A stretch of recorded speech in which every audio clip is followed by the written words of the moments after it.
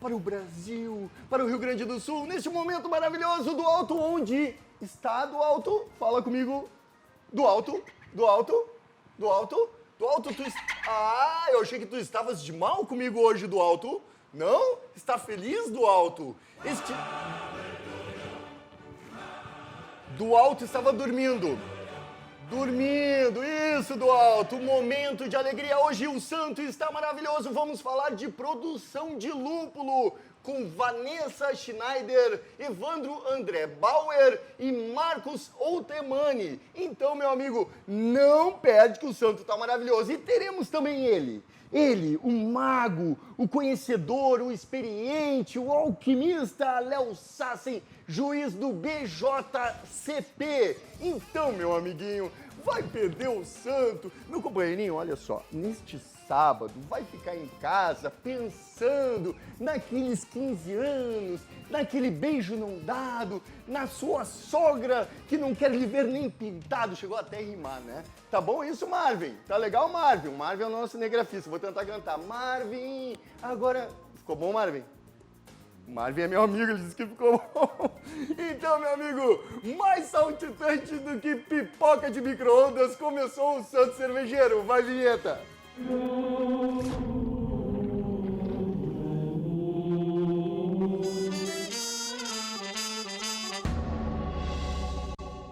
Meu amigo, é muito legal, assim, produzir o santo no sábado, porque o pessoal vem com alto astral. Primeira coisa que o cinegrafista me diz assim, mas tu me derrubou aqui, né? Mas tá tudo bem, tá tudo legal com a câmera, Marvin?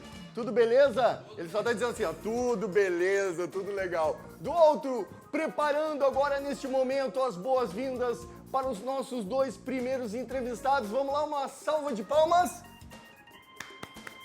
Do alto... Do alto tá me derrubando hoje.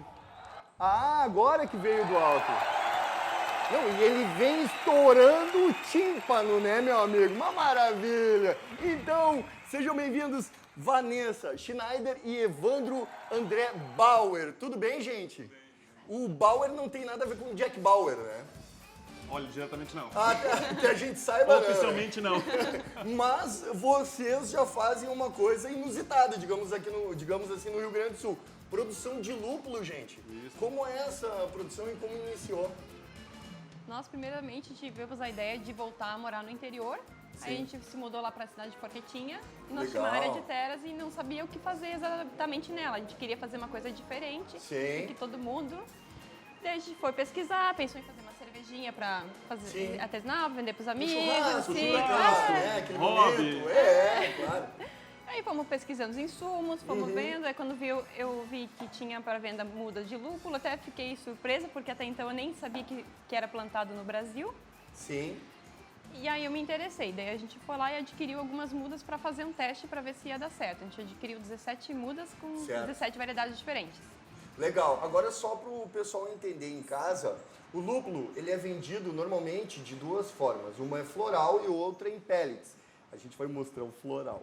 É muito legal. Olha que bacana, gente. Aqui é o lúpulo, tá? O floral na forma dele, né? Na forma de natural do lúpulo.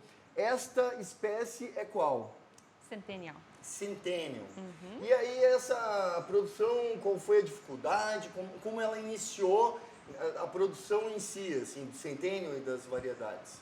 Sim, depois dos testes a gente pensou em então fazer uma escala maior, porque a gente já tinha uma muda de cada, deu pouquinho, então a gente resolveu investir um pouco mais. Aí a gente fez um projeto todo para fazer a estrutura, tudo mais. Fizeram um modelo de negócio, então. Sim. A gente fez todo um planejamento. Primeiramente, a gente fez umas estruturas para pôr cada variedade diferente, para ver o desenvolvimento de cada planta em separado. Sim. Para ver como ela se desenvolvia. E, por nossa surpresa, praticamente todas tiveram produção, já de primeiro ano. Que legal! Mas e a temperatura, o bioma, ou seja, digamos, o terroir da região, ele interfere, não interfere? O que pode se dizer nesse primeiro momento? Onde o grande desafio seria a questão de temperatura, porque a questão de sol, nós temos o tempo necessário que a planta precisa de sol, que seriam pelo menos 10 horas diárias de sol para haver a floração. Sim. A questão seria, a nossa dúvida, pela informação que nós tivemos, seria a temperatura, porque o Rio Grande do Sul ele é bastante extremo.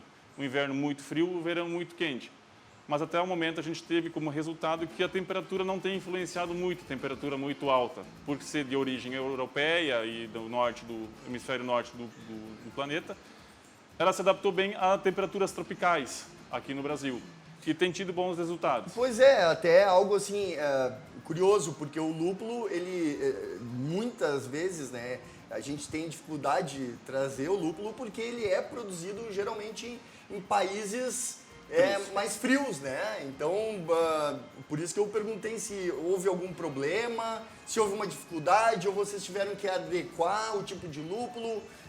Na verdade, existe diferenças na produção. Uma variedade dá um pouco mais, mas na verdade o nosso grande problema foi no inicial a pouca informação existente no nosso país.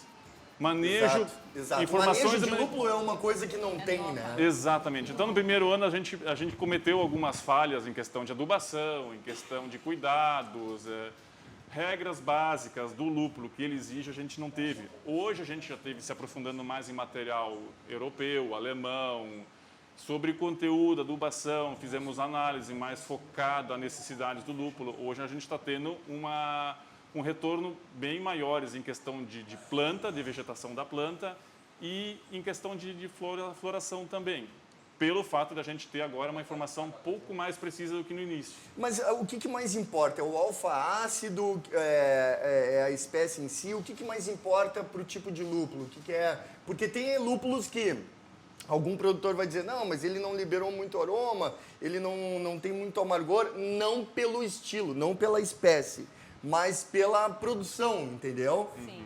Aquela safra de lúpulo teve uma baixa, digamos assim, como acontece na uva, né, também. Exato.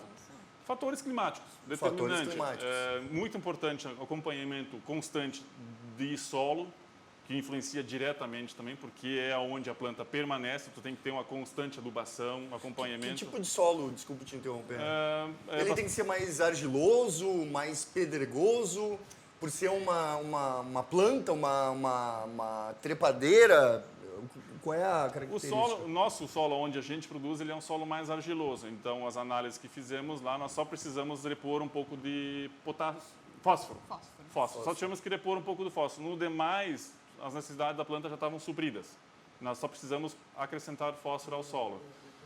A planta precisa de bastante água, então solo onde for muito seco vai influenciar bastante, porque tu vai ter que entrar com muita irrigação. Porque uma planta, nós tivemos notícia, que ela consome diariamente, em média, 25 litros de água por dia. O lúpulo consome 25 litros de água por média. dia. É tipo eu de ressaca, né, meu amigo? Mais ou menos assim, né? 25 litros de água por dia. Mas, claro, acabei de falar, entre tantas, né? Falei uma bobagem, uma planta trepadeira. Sim, ela é uma trepadeira e ela tem a lupulínea, que é onde se faz o princípio da produção, né? Exato. Só que o lúpulo, ele é muito frágil em relação a outros tipos de plantas que se produzem. No Rio Grande do Sul, ou não? Isso é o que a gente entende, mais ou menos, que se diz, né? Que é mais frágil, né? Na verdade, até não. Ela tem uma resistência. Ela é bem resistente. A gente até se surpreendeu com a velocidade que ela se desenvolve. Ela cresce até 30, 40 centímetros por dia, se ela estiver no solo adequado. Tem um crescimento muito rápido. São pequenos aspectos como formigas cortadeiras, Sim, coisas de qualquer cultivo, assim, ácaros, mas são coisas que você pode controlar de maneira orgânica, muito tranquilo de ter o cuidado, não é muito rigoroso. O único detalhe é que você precisa ter um acompanhamento diário. Sim. Você tem que ter todos os dias você tem que dar uma passada, ver como é que está a planta, se não teve nenhum ataque, como está se desenvolvendo, se está florindo, se não está. Sim. O mais bacana que tu falastes agora é que ela não é muito frágil, por ser uma flor, né? Exato. O lúpulo, né?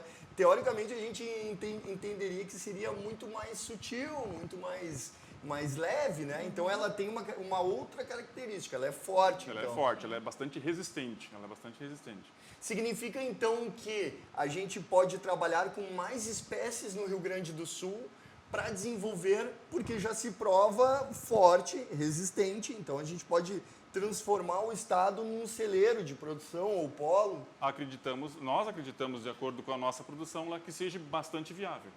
Bastante viável. Claro que tem que ser analisado que no Rio Grande do Sul nós temos, em questão de 20 quilômetros, temos tipos totalmente diferentes de solo. Exato. Hoje tem um solo aqui, eu tenho um solo aqui, 20 km para frente, tem um solo totalmente diferente. Posso ter argiloso aqui e arenoso logo à frente. Então, é uma questão de se analisar cada local de plantio. Mas é viável. Existem formas de tu fazer correções desse solo. Que legal. Essa espécie aqui, qual é? Cascade. Cascade. Legal. A gente sente... Eu tô primeiro com a Centennial, né? Aqui é Centennial, agora Cascade. A gente sente como é bem diferente, evidentemente, em relação à flor e o pellet, né? Com certeza. O pellet tu sente um pouco aquela coisa da massificação da indústria, né? Exato. E a flor, evidentemente, né? Tanto que eles trouxeram um chazinho para isso que você fala, vamos tomar todos juntos, né? Chá de lúpulo, né? Chá de lúpulo. E esse chá se comercializa, como é que é? A princípio, a gente está usando como teste ainda para ver a adaptabilidade, Por como favor. que é o gosto, mas ele é uma bebida muito boa para a questão de bebida de verão. Sim. Ela além de ser uma bebida boa para saciar a sede, ela também tem vários aspectos de indicações. Ele é digestivo, ele é um bom anti-inflamatório, né? O lúpulo é um anti-inflamatório. antibiótico, né? Na verdade, né? Nossa, que maravilha, meu amigo. Lembra um Chimarrops. Exato, Que refrescante que é, né? exatamente. De que é o lúpulo? De que é que vocês colocaram? Esse você usa na variedade É do Cascade. Cascade. Cascade, muito Chá bom. de Cascade. Que maravilha, meu amigo. Então, assim, a gente vai para um breve intervalinho e já voltamos a falar sobre lúpulo, produção, comercialização, tudo. Então, fica aí que a gente já volta. Eu vou tomando meu chazinho agora neste sábado, né? Beijo do santo, já voltamos.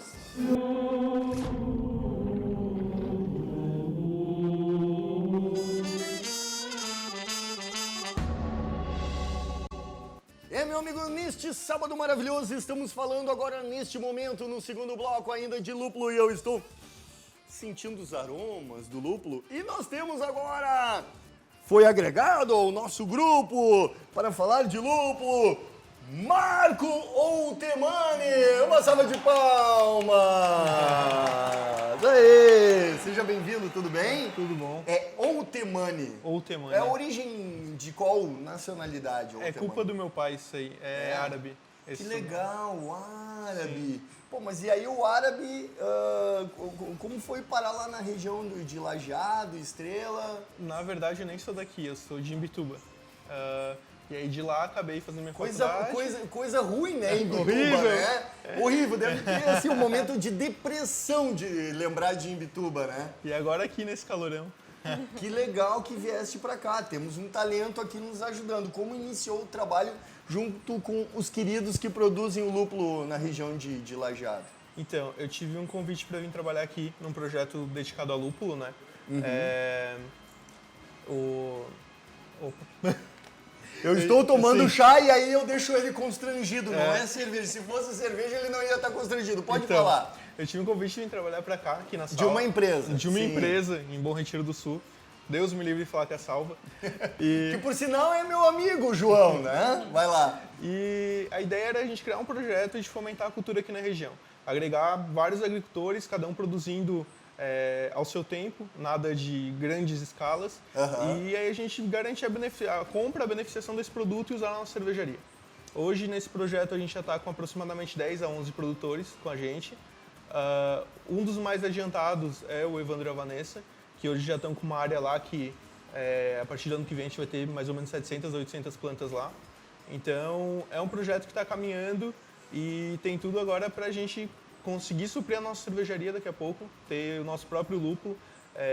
Já tem, ano passado a gente produziu a Harvest Chapa, esse ano a gente produziu a Harvest IPA. Sim. E então a nossa ideia é que a gente tenha esses rótulos com mais frequência e que a gente tenha como utilizar esse lúpulo da região. E assim a gente aproxima a cadeia produtiva, né? Traz o produtor para perto. Claro, eu vejo pelo seguinte também, é uma cadeia produtiva que ela carece muito de insumos daqui. Isso é óbvio, né? Exato. E o mercado é muito grande. Agora, como a empresa identificou essa necessidade? De onde surgiu? Pelo preço que é o insumo, na hora que tu fores produzir em grande escala? Como é isso? Como foi? Na verdade, numa das minhas primeiras conversas sobre o projeto, o que a gente conversou foi assim, a gente quer trabalhar com o melhor insumo do mundo. E como que a gente vai fazer isso? Aí começou a surgir diversas ideias. Vamos importar de tal país. Vamos fazer isso, vamos fazer aquilo. Aí veio, por que a gente não tenta produzir aqui? Já estava começando algumas iniciativas de produção aqui por perto. E a gente pensou, vamos ver o que está acontecendo, né? E aí nisso, num primeiro contato, a gente tem um primeiro produtor em Santa Clara do Sul, o Elson, que ele começou essa produção de Cascade, de onde veio essa primeira Harvest Chapa. E aí ficou nessa, por que não a gente aumentar isso? E aí foi vindo pessoas com mais experiência, como o João Lemos em Lagoa Vermelha, o Evandro ali em Forquetinha, a gente tem o Natan em Lajeado também começando, e vários outros produtores que se interessaram muito, porque querendo ou não a gente vê que para a gente não favorecer mais o êxodo rural, a gente tem que tornar o campo interessante. Então culturas mais rentáveis e culturas que sejam um pouquinho diferentes daquele tradicional de sempre, acabam trazendo esse pessoal para o campo de novo e se interessando mais. Tem um valor agregado imenso até porque tem um escoamento muito grande, né? Nós somos o estado que tem o maior número de micro-cervejarias aí do país e cervejarias muito premiadas, né? Então, existe um foco de mercado também. Então, no caso, é produzir para a produção própria e também fornecer para outras empresas? Como é isso? Hoje o nosso projeto funciona assim, vamos produzir e absorver o que a gente pode. Todo o nosso excedente a gente está já atrás de maquinário para a gente conseguir peletizar isso, ou mesmo em flor e acabar vendendo também para outras cervejarias. Certo. No fim a gente está sendo um pequeno catalisador desses produtores para jogar eles no mercado. A partir do momento que a salva já tem o que precisa, a gente vai começar a vender para fora também. Certo. E aí foi uma iniciativa da Salva de produzir o lúpulo, é isso? Isso, exatamente. Não houve uma parceria com alguma Embrapa da vida, alguma entidade ligada ao setor? Não houve nenhum papo? Ou existe isso como possibilidade? É que hoje, pelo lúpulo ser muito recente, se tu liga em algum órgão desse e tenta falar sobre lúpulo, às vezes eles até estão um pouquinho atrás do que o produtor que está lá no campo já está atrás. Então, o que a gente está fazendo no nosso projeto? A gente está chamando o pessoal da Emater para vir junto com a gente. Legal, vamos legal. Conversar. Quem sabe tu conhece algum produtor? Vamos lá, vamos conversar. Esse é o caso de um produtor nosso, novo agora em Bom Retiro do Sul, que a gente ficou sabendo meio que pela Emater. A extensionista Sandra passou pra gente, vamos junto. A gente foi junto, ela participou da reunião junto e muito interessados exatamente nisso de deixar o campo mais atrativo para eles, né? Então, dessa forma, a nossa ideia é que se tragam juntos. A gente tem que destacar que universidades estão fazendo papéis incríveis. Sim, de pesquisa, né? Exato, como o exemplo que vem na minha cabeça, porque de onde eu vim também é o Udesc, que eles têm um projeto de lúpulo, eles estão atrás de projetos para muda, para replicação in vitro. Replicação in vitro. Então, os caras, eles estão batalhando. Sim. E então a gente tem que ir atrás, até principalmente desses primeiros produtores que estavam aqui já no Rio Grande. O Rio Grande do Sul também é o estado com mais produtores associados na Prolúpulo hoje. Então, a gente vê que o Rio Grande do Sul é um estado que está se desenvolvendo muito bem e tem um grande futuro ainda na produção de lúpulo. Falou uma entidade, a Prolúpulo? Isso, a Prolúpulo é a Associação dos Produtores de Lúpulo. Que bacana, já existe a associação já de produtores. E a gente nós somos também associados como empresa, né? E o Evandro e a Vanessa também são associados. E a gente tem produtores do norte do Brasil e até em Portugal tem dentro da Prolúpulo. Que genial isso. E tem um produtor em Brasília, por exemplo, que está colhendo o ano inteiro. Até no outro bloco que estava falando sobre a produção, né? Eu te digo assim, há 20 anos atrás a gente falaria que ia estar colhendo uva, maçã e pera no Nordeste. E hoje a gente está fazendo isso lá, então... E nem soja, né? Em alguns lugares áridos. Tanto que inventaram a palhada, cultivo direto, plantio direto. Claro, a questão do lúpulo ela é muito mais pelo desenvolvimento da tecnologia, do manejo e do conhecimento de pesquisa. Mas o que mais me chama a atenção é criar um novo nicho... Pode ficar à vontade. Obrigado. É o chazinho que eles trouxeram. É bom. Mas ver esse nicho de mercado fabuloso que surgiu, né? Então, ou seja, é algo de surpresa, né? Sim. Vocês, aí a gente deixa ele tomando um chazinho, mas contem o que vocês vislumbram na questão econômica em relação a isso, né? A princípio a gente começou a produzir lúpulo para uso próprio, para nossa cerveja, mas a gente teve vendo que existe um mercado para ser explorado, porque existe toda uma demanda da cervejaria, que é todo importado, não existe nenhum por cento produzido no Brasil ainda. E além de a gente ter uma imaginação de um dia ser um substituto para o fumo. Que legal. Exato, porque a região toda ali tem muito fumageiro e tudo mais. E a gente sabe a pressão que o fumo sofre sob impostos, campanhas contra o tabagismo. E a bebida, a cerveja, a princípio, até não é tão causadores de problemas quanto o cigarro, então, né? Então, e, além do mais, a produção de lúpulo não é tão agressiva para a questão ecológica, como nem para o produtor também, porque praticamente não se usa defensivos agrícolas. Herbicida, nada? Nada. Pode ser todo ele cultivado, a princípio, em pequena escala, sob maneira orgânica, sem ter uso de agrotóxicos ou coisa do tipo, né? Então, nesse caso, temos o primeiro lúpulo, em alguns casos, em algumas escalas, orgânico. Orgânico. Sim. É um dos propósitos do programa. Sim. A gente incentiva o orgânico, né? Querendo ou não, vão ter os casos convencionais, principalmente na adubação. Mas quanto a aplicações, hoje o mapa ele não tem nada licenciado ainda para lúpulo, porque é muito recente. Então, na teoria, a gente é proibido de fazer aplicações. Então, nisso a gente começa a estudar todo o mercado orgânico e como a gente vai conseguir manejar isso. É um mercado fantástico, um mercado que se sustenta, né? E um mercado muito atual, né? E o que é mais importante na produção do lúpulo? Tu, como engenheiro, quando tu produzes um lúpulo, é o alfa-ácido? Qual é a característica que vocês mais se preocupam? Primeiramente, tu tendo a planta sadia, com um solo bem manejado, fazendo todo o manejo de pragas e doenças, claro, tu vai ter uma planta sadia, tu vai conseguir chegar aonde a gente precisa. Normalmente a gente mede isso pelo alfa-ácido, pela quantidade de óleo essencial, e tudo isso a gente já tem alguns laboratórios no Brasil hoje que fazem essas análises. A gente já tem resultados do Brasil que a gente vê que são resultados bem promissores. Na do Evandro, por exemplo, a gente não fez nenhuma análise ainda, porque são plantas de segundo ano, e ela chega no auge a partir do quarto ano. Então a gente está esperando chegar no terceiro, quarto ano, começar a fazer as análises e ver como é que eles estão de verdade, né? Tá, mas aí aquela pergunta assim, bem legal, aquele momento assim, cretino, não perde nada pro lúpulo que é comprado no exterior, né? Até o momento a gente não viu nenhuma diferença muito significativa. Quem produz a cerveja falou alguma coisa, disse, não, eu sinto isso, sinto aquilo. O que nenhum produtor, além da salva, utilizou? O que pode se dizer sobre o resultado na prática? O que a gente vê é que a maioria dos que estão usando flor hoje são a maioria caseiros, né? Lógico que saiu alguns rótulos de Harvest agora de algumas outras cervejarias. Sim. E o que todo mundo nota é que quando tu pega o copo, tu nota que é diferente. Tu nota que tu usou um lúpulo que tá todo mundo usando, mas quando tu chega no aroma, na boca, tu vê que é diferente. Na flor é diferente. Tu tava me ensinando ali, fora do ar, né? Ele me ensinou o seguinte, gente, que tu dá uma maceradinha, né? E cheira. E o aroma é fantástico, maravilhoso, assim. E é bem essa característica de, poxa, tu tá sentindo uma flor, né? O que se pode dizer em relação a um processo de novas culturas de produção de lúpulo na região? Isso vai virar uma característica de produção agrícola dessa região?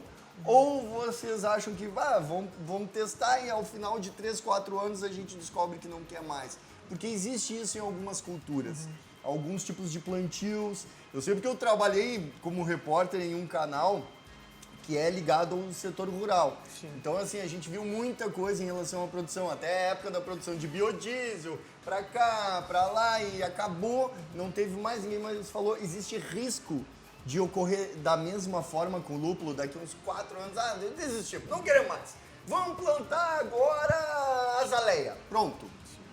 Eu quando comecei a trabalhar com lúpulo, eu lia muita coisa sobre tudo que era lugar. E a maioria dos lugares que eles começaram alguma implantação e não deu certo, geralmente era a indústria que recusava ou não queria, ou queria pegar lúpulo importado. Aqui no Brasil, querendo ou não, a gente vê que está tendo uma aceitação. Que bom. Que seja do caseiro até o industrial, eles estão investindo, estão tendo projetos, estão indo atrás, tanto que surgiu a associação, está surgindo iniciativas em todo lugar. Ano retrasado, a reunião de produtores foi em Lages, Santa Catarina. esse ano passado agora, foi em Botucatu, São Paulo. Que legal, Então, gente, coisa boa. E a ideia é que isso se espalhe e continue tomando forma e força Sim. no Brasil. Roguemos, né? Oremos e roguemos a Deus que não acabe, que não desistam, porque isso é maravilhoso. É um protagonismo fantástico, meu amiguinho. É um protagonismo que não pode ser deixado de lado. Produção própria de lúpulo. Olha que eu já vi muitos exemplos de produções agrícolas. Ah, eu vou produzir uma coisa e desiste. Não, tem que se manter. E o Estado, os seus governantes queridos, poderiam olhar com um carinho maior sobre essa produção, porque isso significa manter famílias no campo, significa gerar empregos e significa ainda incentivar ainda mais a economia do Rio Grande do Sul e ajudar na liquidez, que é o dinheirinho que circula pelo Estado, que está dentro do PIB.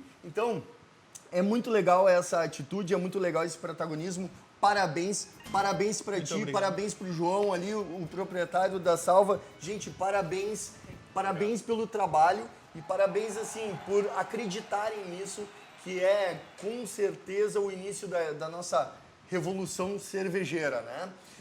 Obrigado, gente. A gente vai para um breve intervalinho e já voltamos. Eu estava tomando chazinho de lúpulo, né? E o meu amigo Léo Sassi trouxe cervejas para degustarmos. Então imagina, eu tô com um lúpulo agora no corpício. Um lúpulo que me deixou acordadíssimo e agora eu vou tomar uma cerveja. Eu quero ver eu dormir neste sábado, né? O Santo Cervejeiro já volta. Um breve intervalo. Beijo do Santo.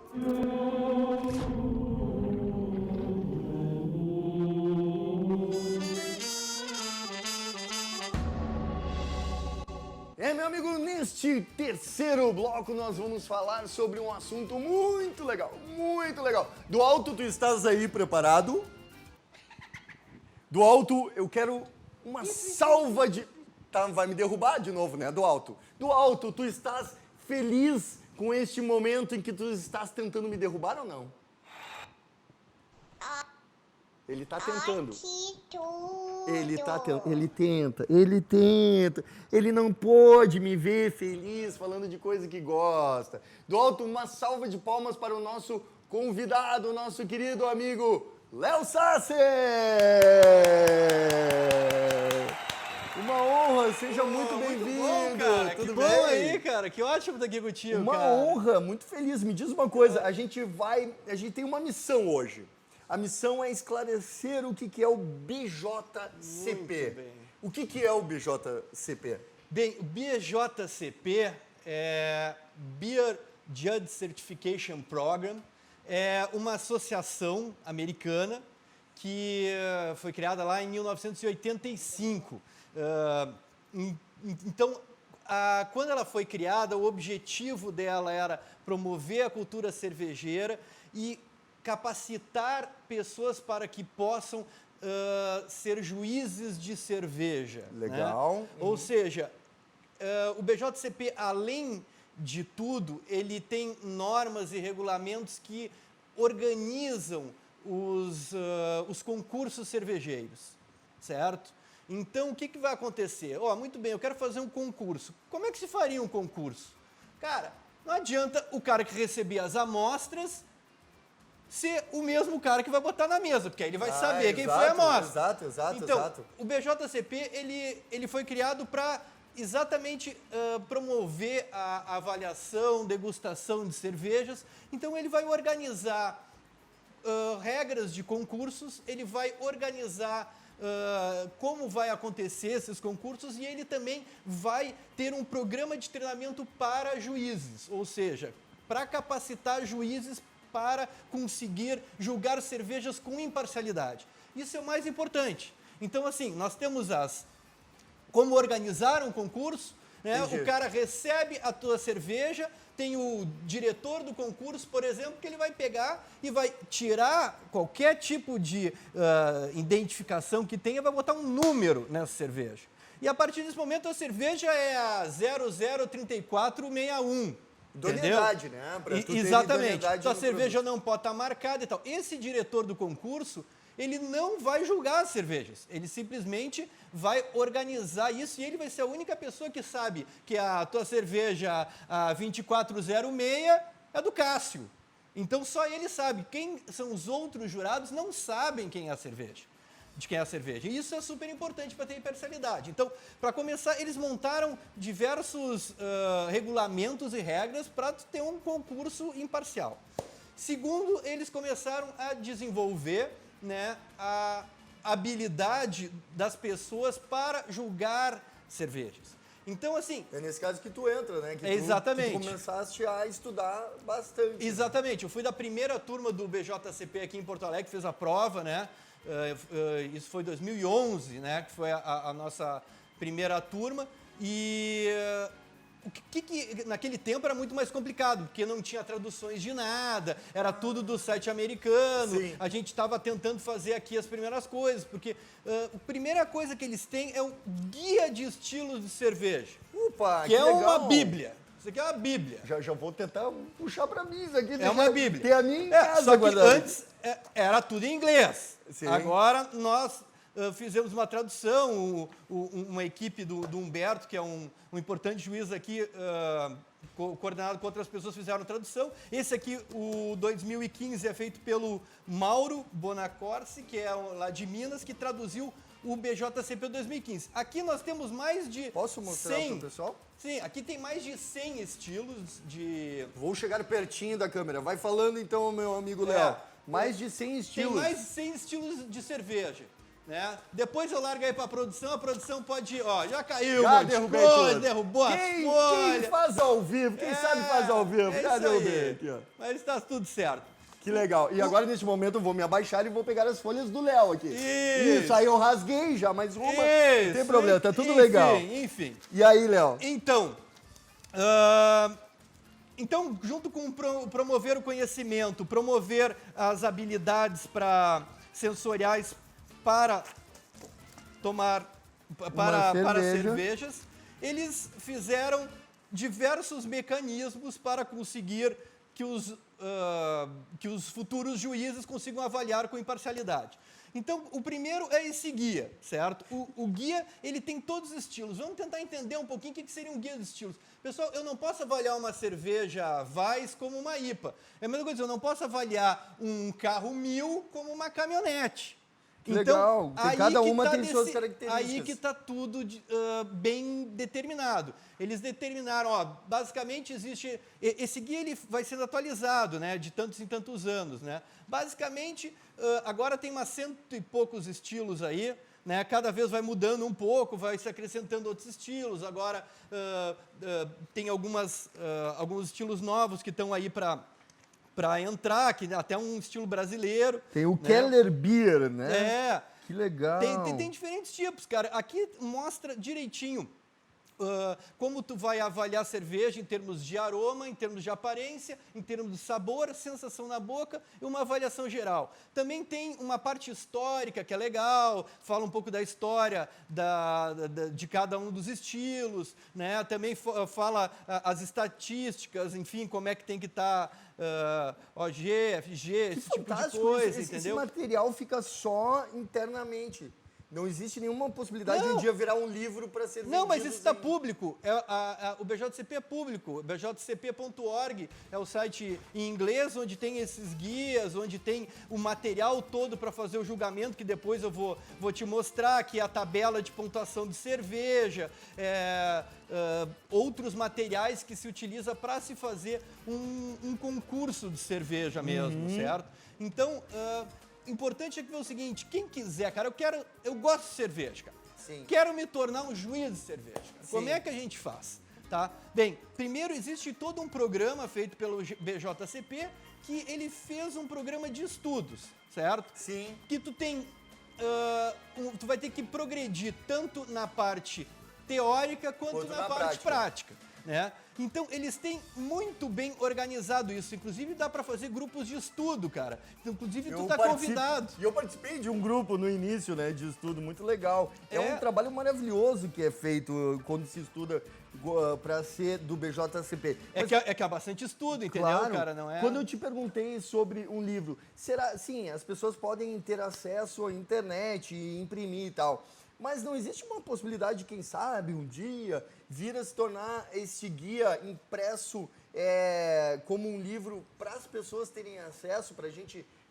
multiplicar o acesso, ou ele fica Não, sempre... ele tá lá, cara. Quem quiser pode pegar Pode e baixar. sim. Ele tá de livre acesso, Sim. inclusive com traduções e tal, que já está facilitando bastante agora Claro. o acesso para as pessoas entenderem todos os estilos. Sim. Aí tu vai entender a diferença, cara, de uma Weiss, de uma Wheat Beer, de uma IPA, de uma Amber Ale, enfim. É genial, é porque- genial, e genial. seus grupos e subgrupos. Nós vamos chegar aqui, por exemplo, nesse guia, nós vamos dar uma olhadinha aqui.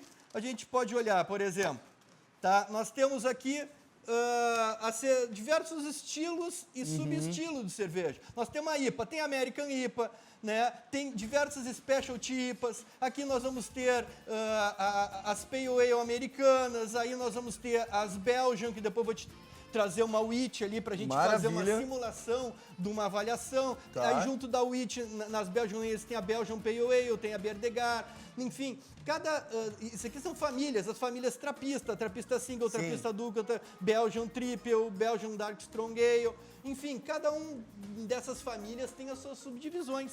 E como é que é para se tornar um juiz? Como é que foi para tu te tornar? Tem a tabelinha que tu havia falado, né? Isso, Como é que tem- foi para se preparar para se tornar um juiz?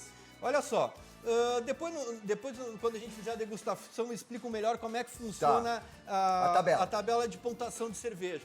Mas para tu ser juiz, cara, primeiro tu tem diversos materiais que tu recebe, começa a estudar, estuda a parte teórica e aí tu vai fazendo junto com a parte prática. A gente faz grupos de estudo, ou seja, cara, vamos estudar hoje as cervejas alemãs, certo? Então, aí nós vamos estudar as cervejas alemãs, a gente lê sobre quais as características de cada estilo, né? E aí eu vou ver, a Weissbier. Bom, a Weissbier tem que ter metade de trigo, tem que ter metade de malte, pode ter aromas de banana ou não, enfim. Aí cada estilo vai sendo falado a respeito disso.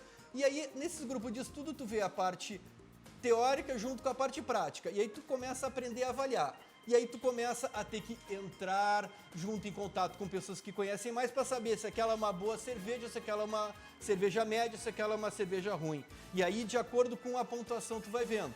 E, óbvio, no BJCP tu vai subindo de níveis, né? Tu começa tu faz a prova, se tu tira menos de 60, tu é aprendiz. Se tu é 60 a 70, tu é reconhecido, recognized. De 70 a 80, tu é certified. De 80 para cima, tu é national. Aí vai para master, grandmaster, e vai subindo. Tu tem as tuas... Tu vai subindo de acordo com o que tu sabe de cerveja, de acordo com a nota que tu tem na prova, né?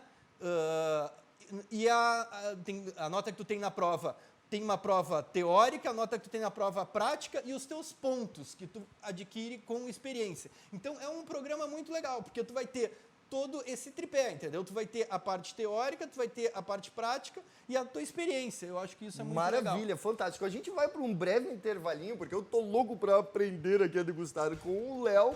A gente vai, no próximo bloco, degustar e entender como se degusta e como é esta fichinha aqui. Então, assim, ó, não sai daí, a gente já volta. Beijo do Santo.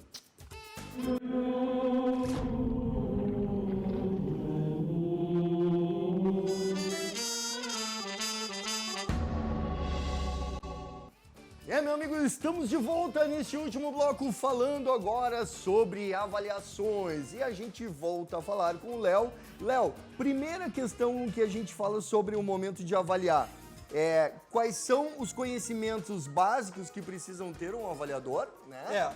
E como é que é o cenário hoje de concursos no Rio Grande do Sul? A gente vai mostrar daqui a pouquinho imagens do sul brasileiro, né? Isso, do sul brasileiro, que foi organizado pela Serva Gaúcha ano passado. Sim. né, que foi um concurso das três acervas do sul do país, da serva gaúcha, da catarinense e da paranaense. Tá, antes primeiro como é que a gente faz? Como é que é o princípio de avaliar? Muito bem. Como é que é a tabela? A gente tem primeiro uma ficha, certo? Em que todos Vou os mostrar juízes, uma mesa de 2 a 3 juízes, vai se reunir e vai preencher essa ficha. Ela pode ser preenchida manualmente ou ela pode ser preenchida no computador, que foi o que aconteceu no sul brasileiro. Para agilizar, o pessoal fez um software que a gente já fazia no computador para ser mais rápido. Já colocavam direto ali Já os colocava, cada um resultados. já colocava, tinha um programa que já ia, era mais rápido. Por que eu posso preencher a mão? Mas o objetivo é o mesmo, cara. É tipo assim, nós avaliamos 5 coisas, certo? A gente avalia 5 coisas. A gente avalia o aroma, avalia a aparência, certo? Depois nós vamos avaliar o sabor, sensação na boca e depois tem as impressões gerais. Cada uma dessas aí vale tantos pontos. Então tá, aroma vale 12 pontos, aparência vale 3 pontos, sabor vale 20, sensação na boca vale 5 e impressão geral gerais também vale 10. Enquanto a gente vai falando, vai rodando as imagens aí, Isso, gente, do exatamente. sul brasileiro. Olha que Isso. legal. Como é que tu pode falar assim, qual foi o momento do sul O brasileiro? que é importante, cara, a gente ver aí, ó, tem um monte de juízes, mesas de 2 a 3 juízes, isso é cada um fantástico. recebe a sua cerveja, uma cerveja assim, ó, que não tem nenhum tipo de marca, certo? Que está completamente limpa, só tem Olha o um Léo número. ali. Ah, que E aí a gente momento. começa a avaliar, né? Tu primeiro abre a cerveja, vai dar uma olhada, né, no aroma dela, vai olhar a aparência, vai ir pro sabor. Em cada um desses tem subitens, entendeu? Tipo assim, cara, eu vou ver o sabor da cerveja, eu vou ver o malte, eu vou falar sobre o lúpulo, eu vou falar sobre as características de fermentação, eu vou ver se o final, como é que é o retrogosto. Enfim, cada Se uma é tem salgado, se é umami, se tem... Se tu tem que ver cada um deles, tu vai ter um subitem, né? Aí tu sempre vai avaliar malte, lúpulo, se tem ésteres, se tem outros aromáticos, né? Então a gente sempre pega, em cada um deles vai pegar e comentar. Então é legal, cara, a gente, de repente, quando for fazer isso, primeiro ver as qualidades da cerveja e depois tu tem os off-flavors, ou seja, as coisas que não tem que ter na cerveja. defeitos. De acordo com cada estilo. Pode voltar pra cá que aí a gente vai continuar falando aqui, porque agora o Léo vai me dizer o que são os off-flavors aí, porque eu já falei sobre off-flavor uma vez num lugar que eu tava tomando uma cerveja. Exatamente. E os caras me perguntaram, mas o que é isso? O que é o off-flavor, Léo? Cara, os off-flavors são sabores indesejáveis da cerveja. Tipo, Cara, tipo diacetil, ácido aldeído, metálico, diversos tipos de outros, Sim. de outros Defeitos, sabores sabores que tu não pode ter numa cerveja. Ou até em algum estilo, estilo até pode, pode né? ser. Agora, por exemplo, oxidação, metálico, tu não pode ter em nenhum. Entendeu? Agora, o diacetil, por exemplo, pode ser o diacetil que é o gosto mais amanteigado. em alguns estilos Em alguns permitido. estilos é permitido. Então, por isso que tem que saber a Bíblia, que é, né, o nosso guia, certo? Então, para isso, tu precisa saber qual estilo que pode ter de acetil, qual que não pode.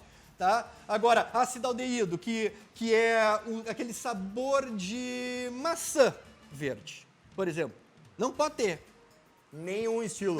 Aí tu não pode ter no estilo. Então, meu amigo, a não vai ser ser que o uma cara, cidra. não. A não ser que os cara tenha maçã na Maçã cerveja. na cerveja, aí pode. Aí, enfim. Maravilha. mas aí- Léo, me diga uma coisa, o que a gente vai agora degustar e o que a gente vai fazer agora? A gente vai fazer um momento de vivenciar. Vamos pegar uma wheat beer, cara, Tá. que, por exemplo... Cara, primeiro sempre existe um exemplo clássico, certo? O exemplo clássico, os exemplos clássicos de cada estilo. Então, para tu te basear, uma wheat beer, cara, certo? Tá. O que é uma wheat beer, cara? Uma Que wheat beer... é esta Hoegaarden. A Hoegaarden é um exemplo clássico, foi onde foi criada. A Hoegaarden foi a cervejaria que recriou todo esse estilo, certo? É um estilo que tinha 400 anos e aí em 1950 Vamos abrindo já ele aqui. foi... o Pierre Celis recuperou o estilo, tá? Então nós vamos fazer o seguinte, eu vou pegar uma cerveja muito boa, pode ver aí. Isso. Posso colocar Pode. até o final com mais espuma, menos Isso, espuma? é importante que a gente sempre toma de 150 mililitros e tal, por isso Assim? que o copinho é mini, isso. Tá. Isso aí já tá até demais. É demais. Certo? Então o que nós vamos ver, cara? Nós vamos pegar ela aqui, ó. Muito bem. Vou... Primeiro o aroma. Aroma. O que tá sentindo, cara? Ó, a gente pode Cítrico. sentir um cítrico, por quê? Porque ela tem laranja. Tem laranja. A Hoegaarden é uma cerveja que na sua composição ela vai ter que ter laranja, vai ter que ter coentro. Tem ela um pouco tem, de cravo. ela tem. Eu não tô sentindo grave. Ela tem quase um apimentado. Isso, Né? esse apimentado. Eu tô aprendendo, Exatamente. uma hora eu Aí tá aprendo. certo. Esse apimentado é um condimentado que a gente Que legal. chama, né? Então, aí o que vai acontecer? A gente vai primeiro ver, ó, muito bem, cara, malte. Ó, tem malte, malte de trigo junto, certo? E tu vai botar, porque tem, a Hoegaarden é basicamente malte de trigo, malte de cevada, deve ter 5% para ter de aveia, né? Então a gente pode tocar isso aí. Aí tu vai botar aqui aroma, ó. Vai explicar como é que é aroma. O lúpulo bem baixo, cara. Eu não tô sentindo nada de lúpulo, porque é assim o estilo. Né? É tal qual o estilo já... O lúpulo bem baixinho, certo? Então aí tu vai pegar, tu olha a aparência, né? A aparência ela tem que ser esse amarelo bem palha, ela tem que ser turva, aqui tu vê a aparência. Cor, limpidez, colarinho, retenção do colarinho, cor, textura. Então tu vai avaliar e vai colocar, certo? Ó, tá com um colarinho moderado, tá turva, certo? Tá amarelo palha. Então tu vai colocar isso na aparência. Todas as características sim, são de acordo com o estilo. E aí, exatamente. Então a gente tem que ter sempre na nossa cabeça, ó. Esse aqui é o estilo base, esse aqui é o nosso exemplo comercial, como a gente chama, certo? Então a gente tem que se basear. Como essa é o exemplo comercial, é difícil. É difícil. Mas, Agora mas ela viajou muito de lá pra Claro. cá. Agora é o sabor. vamos- A parte ruim. A primeira dúvida, nunca se põe fora, não se cospe, né? Não, de jeito nenhum, senão tu não tem retrogosto. Então eu vou tomar de novo porque eu acho que eu não senti É. muito. Então agora o que tu começa a sentir? Tu tem, tu tem o malte de trigo, certo? Tu vai começar a ter o malte de trigo. O lúpulo é leve, muito leve, bem suave, certo? Um lúpulo que não tá com muito amargor dentro do estilo. É só a gente ver tudo aqui, ó. Conforme o estilo. Conforme o estilo. Então aqui, nós vamos ver o sabor. É só tu olhar aqui na mesa, tem um guia pra isso. Essa facilidade do guia. Isso que é o legal, né? Ele já tá te mostrando o que é. né? Agradável sabor de grãos maltados doces, muitas vezes com caráter de mel e baunilha. Tem mel, eu sinto bastante mel. Eu senti um pouco de mel. E aí, Exatamente e como tu falou outras vezes também, continua, os sabores herbais senti, condimentados, eu ó. senti um pouco do herbal mesmo. Aqui, né? ó, tá aqui, sabores herbais e condimentados que podem incluir coentro e outras especiarias. O coentro, ele aparece.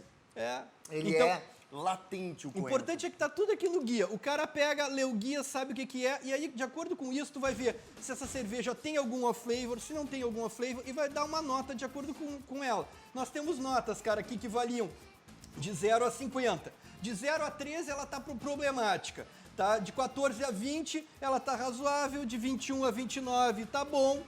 Certo? Aí de 30 a 37 tá muito bom. Depois, excelente, 38 a 44. E aí, acima de 44, aí é só Deus, né? Or concurso, que é o destacado, né? E a só o santo cervejeiro, né?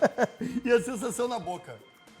Sensação na boca, cara, nós vamos ter o corpo dela, certo? Vamos ver a carbonatação, vamos ver se tem adstringência na cerveja, certo? Então ela tá com o corpo moderado, ela tá com uma carbonatação moderada, com cremosidade, ó, tem bastante cremosidade, a gente pode ver.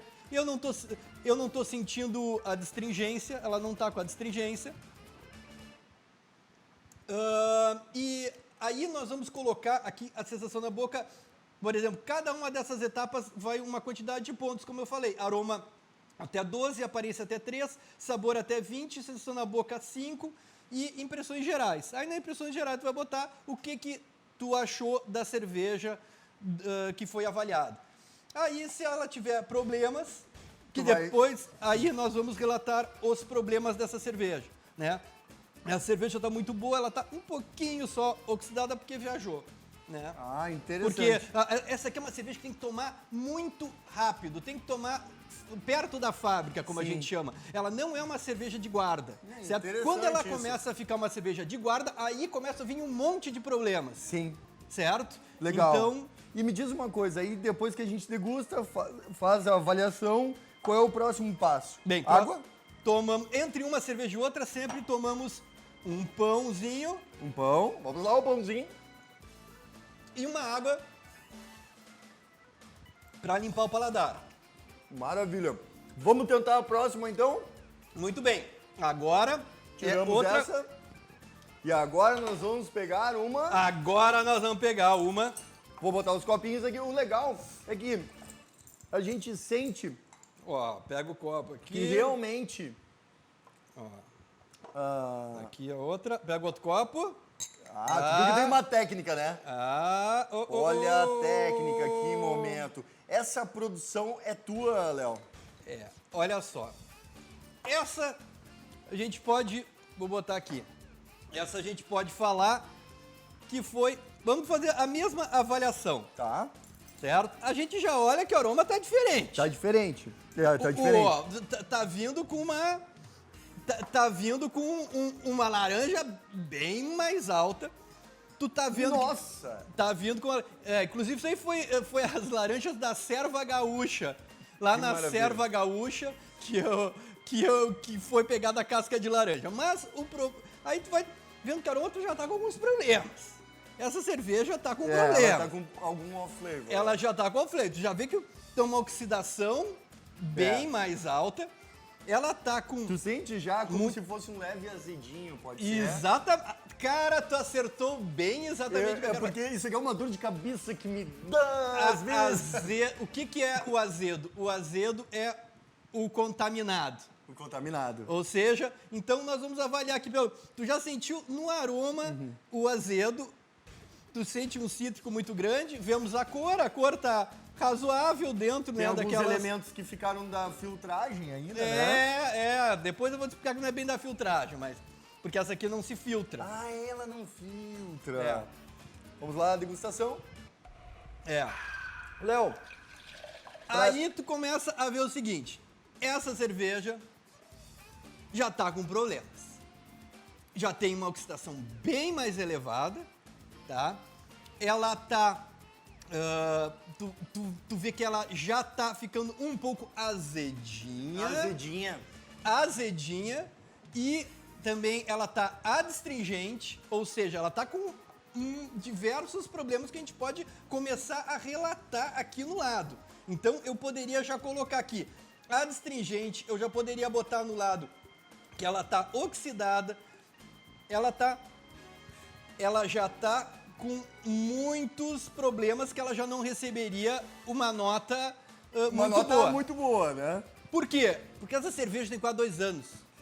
Que momento, quase 2 anos. Então E ela não é boa depois de fica de 2 anos. Uma Exato. cerveja Witbier tem que ser fresca. Consumida fresca, exato. Então, o que aconteceu? Eu fiz de propósito, eu guardo as minhas produções para ver os defeitos que elas vão ter no final. E aí tu pode Então, conseguir trabalhar.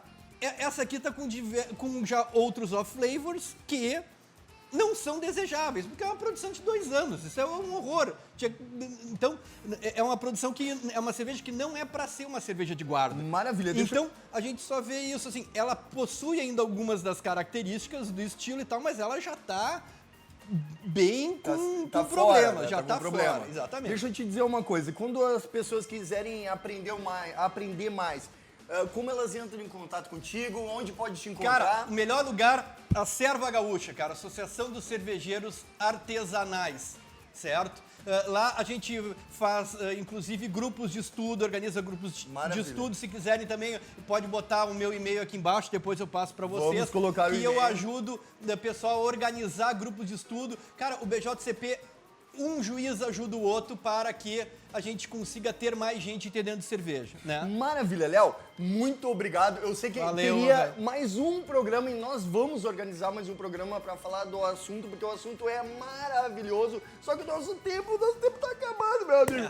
Então, assim, ó, quem quiser aprender mais, entre em contato com o Léo pela Acerva E claro, é muito legal aprender. Eu aprendi um monte aqui, né? Eu tava aprendendo e quero, depois de terminar o programa, aprender mais um pouquinho. E o santo vai ficando por aqui, meu amigo, neste sábado. Então, assim, ó, grande sábado, felicidades, alegria. Beijo do santo. Tchau!